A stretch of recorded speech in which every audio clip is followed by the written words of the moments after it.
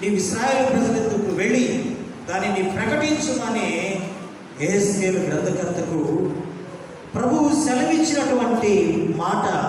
దానిని ఆహారముగా దానిని నీవు తీసుకో, దాన్ని నీవు కడుపు నింపుకోమని పరిశుద్ధాత్మ దేవుడు తెలియచేస్తున్నాడు. అయితే అది నా నోటికి తేనె వలె మధురముగా నుండెను. చూడు దేవుని యొక్క వాక్యము, చూడు తినేటప్పుడు ఎలా ఉంటుందంట? తేనె వలె మధురముగా ఉంటుంది. కానీ అది పాటించాలి అంటే, ఆ ఆజ్ఞలు, ఆ కట్టడలు పాటించాలి అంటే అవి ఎలా ఉన్నాయి అంటే చేదుగా మారిపోతాయి అంట. వినేటప్పుడేమో, తినేటప్పుడేమో మధురముగానే ఉంటుంది, టేస్ట్గానే ఉంటుంది. కానీ ఆ ఆజ్ఞలు ఆచరించాలంటే, అనుసరించి నడుచుకోవాలంటే కొంచెము కష్టముగా ఉంటుంది, చేదుగా ఉంటుంది అన్నమాట. ఏంటి? దేవుని మాటలు వినటానికి బాగానే ఉంటాయి, పాటించాలంటే కొంచెం చేదుగా అనిపిస్తుంది, కష్టంగా అనిపిస్తాయి. అందుకే 119వ కీర్తన 103వ వచనం కూడా చదవండి ఒకసారి.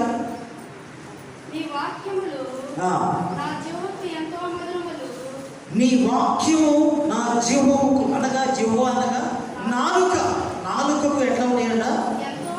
ఎంతో మధురముగా ఉన్నవి. నా నోటికి తేనె కంటే తీపిగా ఉన్నవి.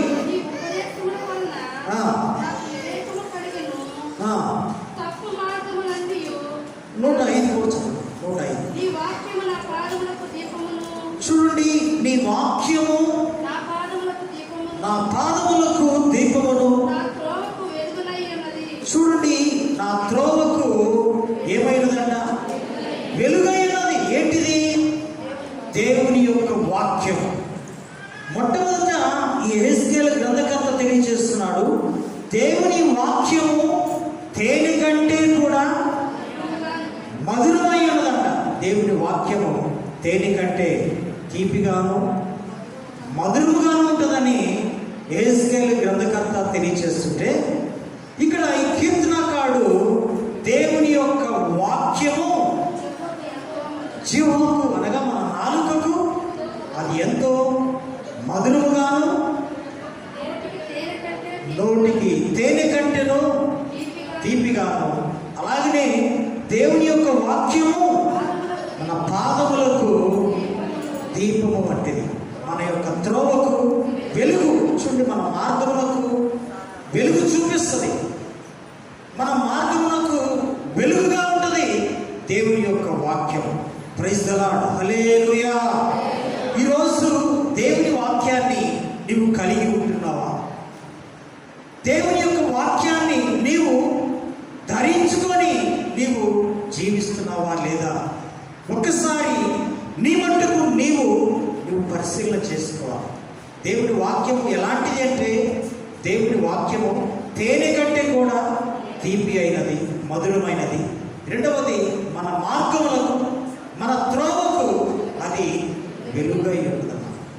అందుకే యేసు ప్రభువారు కూడా ఆయన ఈ లోకంలో ఉన్నప్పుడు ఒక మాట చెప్తున్నాడు. ఏమంటే, నేను ఈ లోకమునకు వెలుగై ఉన్నాను. యోహాను సువార్త 8వ అధ్యాయం 12వ వచనం ప్రకారము యేసు ప్రభువారు సెలవిచ్చినటువంటి మాట. యోహాను సువార్త 8:12 వచనం. యేసు ఏమంటున్నాడంటే, నేను ఈ లోకానికి వెలుగును, నన్ను వెంబడించువాడు చీకటిలో నడవక జీవపు వెలుగు కలిగి ఉండునని వారితో చెప్పెను. హల్లెలూయా.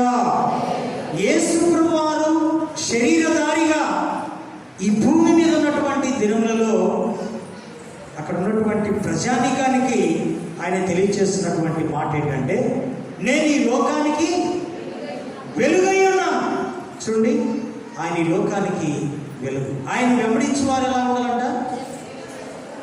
చీకటిలో నడవక జీవపు వెలుగు కలిగి ఉండాలి. ఆయన బిడ్డలమైనటువంటి మనము కూడా వెలుగుమయంగా ఉండాలి. మనలో ఎంత మాత్రము చీకటి ఉండటానికి వీలు ఉండకూడదు. చీకటి అనగా పాపము, చీకటి అనగా అంధకారము, చీకటి అనగా అనగా అవిధేయత, చీకటి అనగా బహు భయంకరమైనటువంటి శ్రమలు. కనుక నీవు చీకటిని కలిగి ఉండటానికి వీల్లేదు. నీవు ఒకసారి ప్రభు రక్తము చేత కడుగబడినటువంటి నీవు, రక్షణ పొందినటువంటి నీ జీవితంలో నీవు మరలా చీకటిలో నడవటానికి ఎంత మాత్రమూ కూడా అవకాశం అనేది ఉండనే ఉండదు. నీవు దేవుని బిడ్డవని నీవు చెప్పుకుంటున్నావు, నీవు ఇంకనూ లోకములోనే జీవిస్తున్నావు, నీవు ఇంకనూ పాపంలోనే జీవిస్తున్నావు, నీవు ఇంకనూ అంధకారంలోనే నీవు నడుచుకుంటున్నావు. నువ్వు ఎలాగూ దేవుని యొక్క సొత్తైన బిడ్డగా నీవు జీవిస్తావు.